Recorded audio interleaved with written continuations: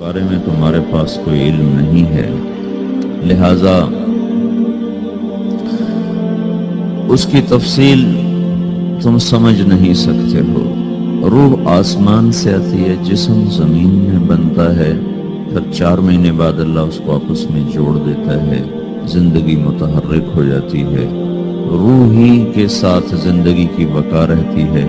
جب اللہ اسے واپس نکال لیتا ہے تو سارے ٹائٹل ہٹ کر صرف ایک نام سب کو مل جاتا ہے، اور وہ میت کا ہوتا ہے۔ وہ حضرت مولانا ہو، وہ کوئی ڈاکٹر ہو، بادشاہ ہو، صدر وزیر ہو، سارے اعزاز ٹائٹل ہٹا کر اس پر میت کا لفظ۔ کاش تم دیکھ سکتے وہ منظر جب اللہ کے فرشتے نافرمانوں کی روح کو نکال رہے ہوتے ہیں تو ان کے منہ پہ بھی مارتے ہیں، ان کی کمر پر بھی مارتے ہیں۔ اور اخرجوا انفسکم اليوم، نکالو آج اپنی روحوں اور جانوں، اب تم بچ نہیں سکتے ہو۔ وہ پیچھے ہٹنا چاہتے ہیں، رب ارجعون، مجھے واپس کر دے تھوڑی دیر کے لیے، لعلی اعمل صالحا، اب میں پورا ٹھیک مسلمان بن کے چلوں گا۔ اور حدیث پاک میں آتا ہے کہ ملک الموت اترتا ہے، اس کے ساتھ 4 فرشتے ہوتے ہیں، اور ملک الموت کہتا ہے ایتھا النفس الخبیثہ کانت فی الجسد الخبیث، اے خبیث روح جو خبیث جسم میں تھی، اخرج، باہر آؤ۔ تو وہ حیران، پریشان، خوف زدہ، تو اس کے جواب میں اس کو ملک الموت کہتا ابشری بحمیم وغساق وآخر من شکلہ ازواج، تیار ہو جاؤ خوفناک عذاب کے لیے اور کھولتے پانیوں کے لیے، کانٹے دار جھاڑیوں کے لیے، اور بے شمار عذاب کی شکلوں کے لیے۔ تو اس کی روح کو جب کھینچتے ہیں تو رگ رگ سے وہ کٹ کے نکلتی ہے، تو سارا وجود زیر و زبر ہوتا ہے، سکرات کا درد ساری دنیا کے دردوں پر حاوی ہے۔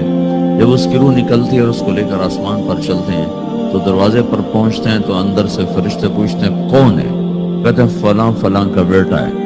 کا نفس خبیثہ فی الجسد الخبیث، یہ تو وہی بدماش ہے جو بدماش جسم میں تھا، یہ وہ بدبخت روح ہے جو بدبخت جسم میں تھی، اس کے لیے آسمان کے دروازے نہیں کھل سکتے، اسے واپس کر دیا جائے۔ تو آسمان کے دروازے لا تفتح لهم ابواب السماء ولا يدخلون الجنة حتى يلج الجمل في سم الخياط، کہ ان کے لیے آسمان کے دروازے نہیں کھلیں گے اور ان کے لیے جنت کے دروازے نہیں کھلیں گے، پھر یہ وہاں سے نیچے گرائے جاتے ہیں جو اللہ کا قید خانہ ہے سجین۔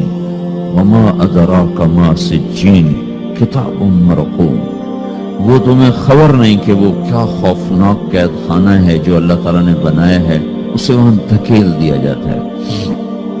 پھر قیامت تک اس کے لیے انتظار کی گھڑیاں ہیں اور عذاب کی شدت ہے۔ اور جب کوئی نیک آدمی اللہ تعالیٰ کے دربار میں جانے کا اس کا وقت آتا ہے تو اس کے لیے بھی فرشتے آتے ہیں اور آ کر اس کو خوشخبری دیتے ہیں اور آ کر اس کو تسلی دیتے ہیں کہ آپ غم نہ کریں، پیچھے والے بھی آپ کو مل جائیں گے، آپ خوف نہ کریں، آگے ساری منزلیں آپ کے لیے آسان ہیں، آپ کے لیے جنت بھی تیار ہے، رب بھی مہربان ہے۔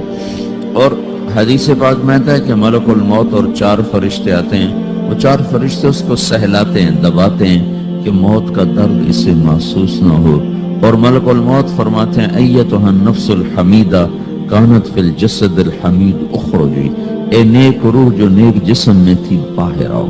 کیا کرو؟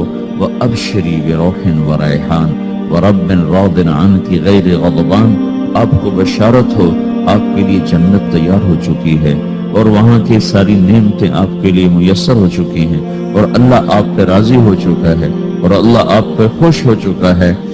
اس پر اس کی روح کو نکالا جاتا ہے، پھر سارے فرشتے اس کو استقبال کے ساتھ جو آسمان پر لے جاتے ہیں تو اندر سے پوچھتے ہیں کون ہے؟ کہ فلاں کا بیٹا، فلاں کی بیٹی۔ کہتے ہیں نفس حمیدہ فی جسد حمید، یہ تو نیک روح تھی جو نیک جسم میں تھی، مرحبا بہی، اس کو ہم سب استقبال کس کا کرتے ہیں، اور ایک دم آسمان کے دروازے کھلتے ہیں، پھر وہ پہلا، دوسرا، تیسرا، چوتھا سارے آسمان پار کرتا ہوا اللہ پاک کے عرش کے نیچے کے جا کر، مرد ہے یا عورت، وہاں جا کر سجدے میں سر رکھتا ہے اور اللہ تعالیٰ فرماتے ہیں ہاں اس نے ہمیں خوش کیا، ہم اسے خوش کریں گے۔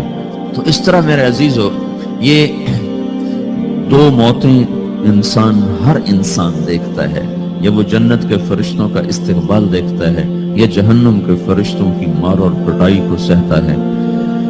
ہمارے علاقے کی بتا رہا ہوں، اپنے علاقے، ایک زمیندار مر گیا، اس کی قبر کھودی ساری بچھوؤں سے بھری،